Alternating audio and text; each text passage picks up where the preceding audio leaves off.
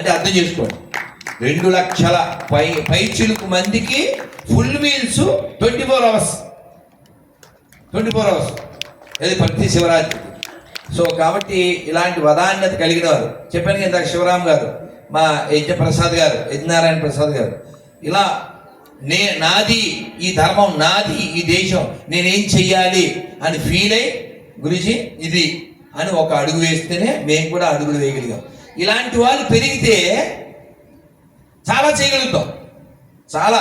ఇప్పుడు నాకు ఏ కారు ఏ వెహికల్ ఎక్కాలని కోరిక లేదు, కానీ ఒక ఆయన నన్ను పిలిచి గురుజీ నన్ను ఏం చేయమంటారో అన్నాడు. వెంటనే చెప్పాను, నాకు హెలికాప్టర్ ఇప్పించన్నా అంటే పాప అతను నోరు వెళ్ళబెట్టి గురుజీ నేను బడ్జెట్ పద్మనాభాన్ని అన్నాడు. చచ్చా, నేను సరదాగా అన్నాను, నాకు ఏ వెహికల్ మీద కోరిక లేదు. మరి ఎందుకన్నాను అంటే, ఎవరైనా అలాంటి హెలికాప్టర్ ఇచ్చేస్తే పొద్దున్న రాయలసీమలో ఉపన్యాసం, సాయంత్రం తెలంగాణ, రాత్రి కోస్తా, ఎవడొచ్చా కోస్తా. అర్థమైందా? కాబట్టి మనం అందరం ఈ ధర్మ ఆచరణ, ధర్మ ప్రచారం అన్ని చేస్తేనే అవుతుంది. అలాగే మన వాడు భూమి ఆడ బాటగాంగమ్మ నరేంద్ర పాపం ఎప్పటిదాకా ఉన్నాడు. సో అలాగే రాత్రి చాలా లేట్ అయిపోయిన ఇంచుమించు 3 అయ్యే వరకు ఆ ఫ్లెక్సీలు బ్యానర్లు అన్నీ కట్టారు. ఆ కట్టినటువంటి వాళ్ళు కూలి వాళ్ళు అయినప్పటికీ వాళ్ళకు కూడా మన వాళ్ళే చాలా మంది కట్టారు. ముఖ్యంగా మా సీను, మా హేమంతు, దత్తు, వీళ్ళంతా ఎంత రాత్రి 2 అయిపోయినా 3 అయింది పాపం. అప్పుడు వచ్చారు, నేను శబ్దం విన్నాను. మన అందరం, నేను ఎవరి పేరైనా మర్చిపోతే క్షమ్యతాం. ఆటోగిరి ఎవరో నాకు పరిచయం లేదు, చక్కగా తిలకం పెట్టుకున్నాడు, రవిశంకర్ కనపడ్డాడు, రావయ్య అంటే వచ్చాడు. ఇంకా పూర్తిగా ఈ 2-3 రోజులు మనతోనే ఉన్నాడు నాన్న. సో అందువలన విజయవాడ నుంచి వచ్చిన వాళ్ళు, హైదరాబాద్ నుంచి వచ్చిన వాళ్ళు, తిరుపతి వాళ్ళు, ఎక్కడ వాళ్ళు అయినప్పటికీ మీరు గుర్తుపెట్టుకోవాల్సింది ఒకటి, నా పేరు చెప్పారు చెప్పలేదు అనుకోకుండా నేను ధర్మం కోసం పనిచేస్తున్నాను, నేను భగవంతుడి దృష్టిలో పడాలి, ఇది దృష్టిలో పెట్టుకుని మనం పనిచేయాలి తప్ప చూశారు నన్ను మర్చిపోయారు అలాంటివి అనుకోవద్దండి. ఎందుకంటే నేను అందుకే మళ్ళీ పదే చెప్తున్నా, నేను ఎవరైనా మర్చిపోయానా అని చెప్పి. నేను చెప్పకపోయినా భగవంతుడి దృష్టిలో మనం ఉండడమే ప్రధానం. ఇందాక బుద్ధి వాళ్ళు అయ్యి ఉండి వాళ్ళు దర్శనానికి వెళ్ళారు, వాళ్ళు దేవుడు చూడలేదు. మరి ఎవరు చూడాలి? వాళ్ళని దేవుడు చూడాలి. వాళ్ళని దేవుడు చూస్తాడు, దేవుణ్ణి వాళ్ళు చూస్తారు. కాబట్టి భగవంతుడి దృష్టి మన మీద పడాలి ఈ సృష్టిలోకి వచ్చినందుకు. అలాగే మనం అందరం కూడా ఈ కార్యక్రమానికి మనం మెసేజ్ పెట్టగానే మన మీద చాలా ప్రేమతో మన ఇస్కాన్ నుంచి మా శాస్త్రి గారు, మా మహారాష్ట్ర ఏది అఖిలాత్మ ప్రభు ఇద్దరు వచ్చి మా వాళ్ళు, మా వెనకాల ఉన్న వాళ్ళు, మన తిరుపతి వాళ్ళు ఈ కార్యక్రమంలో పాల్గొనడం మాకు ఒక ఆనందం కదా. ఎందుకంటే గుర్తుపెట్టుకోండి, నేను పొద్దునే చెప్పాను, శాఖలు ఏవైనా, ప్రాంతం ఏదైనా, భాష ఏదైనా, సంస్థ ఏదైనా, బ్యానర్ ఏదైనా, డోనర్ ఎవరైనా, ఓనర్ మాత్రం భారత్ మాతాకి. కాబట్టి మనం అందరం కలిసి నడుద్దాం, కలిసి పనిచేద్దాం, ధర్మం కోసం, దేశం కోసం సంఘర్షత్వం సంవదద్దాం. అలాగే హైదరాబాద్ జగదీష్ వచ్చాడు, కేసీఆర్ జగదీష్ సాయం దాకా జగదీష్ ప్రభు ఎంత అన్నాడు. అలాగే ఇంకా చేయాలి ప్రభు, ఇంకా చేయాలి. మనం అందరం కూడా ధర్మం కోసం ఎటువంటి భేదాలు భేషజాలు లేకుండా కలిసి చేద్దాం, కలిసి ఉందాం. మనం అందరం ముఖ్యంగా ఇప్పుడు మన శాంతి మంత్రం చెప్పే ముందు నిలబడి శాంతి మంత్రం చెప్పే ముందు నిలబడి పహల్గావ్ బాధితులకి, అహ్మదాబాద్ ప్లేన్ బాధితులకి, అలాగే మన ఆనందాన్ని అంతులేని పాత్రలుగా ఇచ్చినటువంటి గరిమెల్ల బాలకృష్ణ ప్రసాద్ గారికి నివాళి అర్పించే మనం ఈ కార్యక్రమాన్ని ముగిద్దాం. లాయర్ గారు చెప్పొద్దన్నారని నేను చాలాసేపు చెప్పలేదు, కానీ వారే కారు తోలి మమ్మల్ని ఇన్ని ఊళ్ళు, అంటే ఇక్కడి నుంచి హైదరాబాద్ కర్నూలు మీదుగా ఎవరో తోలేరు, కానీ విజయవాడ నుంచి శ్రీకాకుళం దాకా, విజయనగరం, తణుకు, భీమవరం, ఉయ్యూరు అన్ని వారే డ్రైవ్ చేస్తూ మేధస్సు 3 పెట్టారు. గుర్తుపెట్టుకోండి, 3 ఉంటేనే ఏ పనిలో అయినా 3 ఉంటుంది. ఏంటా 3? మేధస్సు, శక్తి, ధనం, ఈ మూడు ఉండాలి. ముళ్ళైతే పని అవదు. అదే బుర్ర వాడాలి, ధనము వాడాలి,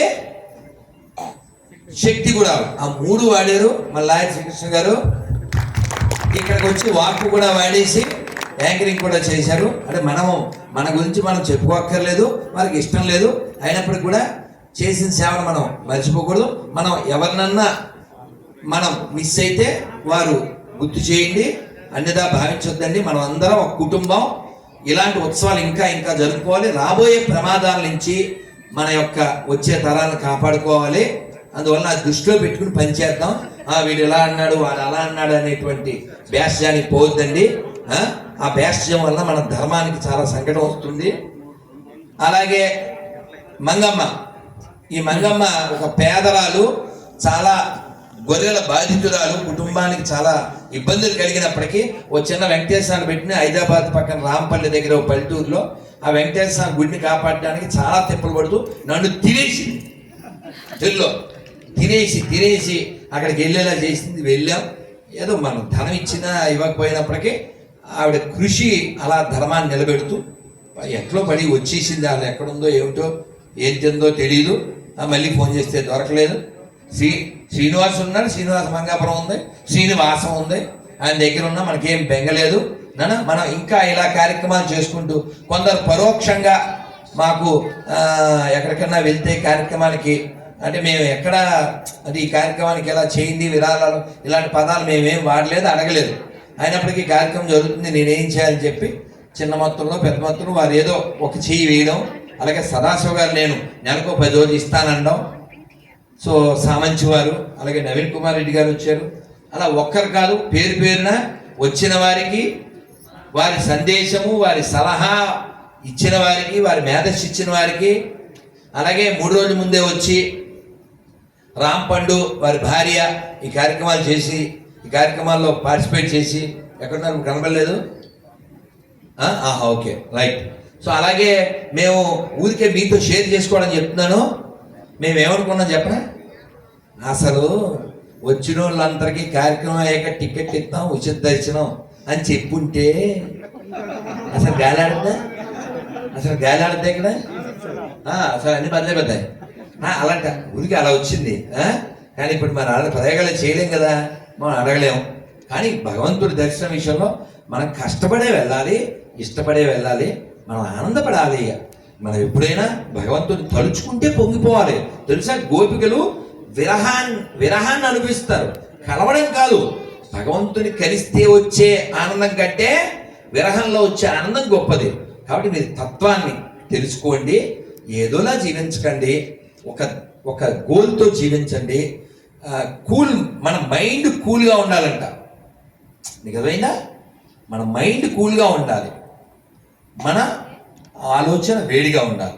అప్పుడు పని చేయాలి. మైండ్ వేడెక్కింది ఒకటి హెసిటేట్ అయిపోతుంది, అప్పుడు ఏం చేయలేం. అందుకని మీరందరూ వచ్చి ఇక్కడ కార్యక్రమాల్లో అన్నింటిలో మీ సహకారం విన్నారా? అది పెద్ద సహకారం. ఉన్నారా? పెద్ద సహకారం. ఏం చేయాలి? Guruji I'm at your service అని అందరూ పని చేస్తే నీ పని అయింది. మంగళారతికి వెళ్ళాలి, అక్కడ కారు తీసుకొచ్చేస్తాడు ఏమన్నారు, గురుజీ రేపు చిత్తూరులో మంచి కార్యక్రమం పెట్టాలి. సో మా కళ్యాణికి పెద్ద కోరికలు ఉన్నాయి, చాలా పెద్ద కోరికలు నా పట్ల. సో ఆయన మూడ్లోకి వెళ్ళి చిత్తూరులో ప్రోగ్రామ్ చేయబోతున్నాం. నా మూడు కాదు, ఆయన మూడ్లోకి వెళ్ళి. అంటే అదే నేను యాక్చువల్గా అయితే మరి తప్పదు కాబట్టి బాధ్యత తీసుకున్నాను.